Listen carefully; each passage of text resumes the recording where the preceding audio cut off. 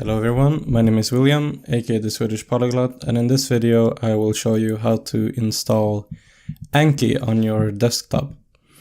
So what you want to do is that you want to go to this link here, apps.ankiweb.net, and I will provide you with the link in the description.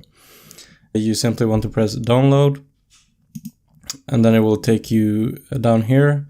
And depending if you're a Windows user, if you're a Mac user, Linux or whatever, the version you want to select is this one. This is a standard version.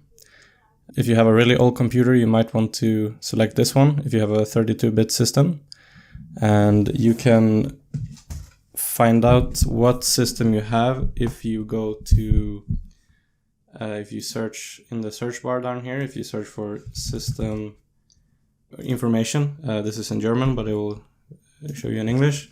Here you'll see system type probably in English, and then it will say like 64 or 32. So if you have a 64-bit computer, you want to select this one. If you have a 32-bit, you want to have this one. And just press that one if you have Windows. Otherwise you go to Mac and do the same here. You download, and you just wait for it to download. You press it, yes, and install. Press close.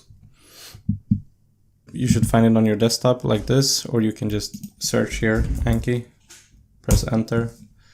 And so I already have it the old version installed, so I have two profiles here, but you're not gonna need to mess with this. You can just press open, or it will open by itself because you only have one profile.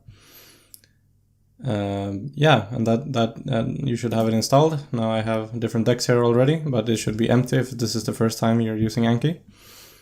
And in upcoming videos, I will show you how to import decks, how to update decks through Google Sheets. I will show you many different things that you can do in Anki, especially when it comes to language learning. It's a very useful software. Okay, thanks for watching and see you in the next video.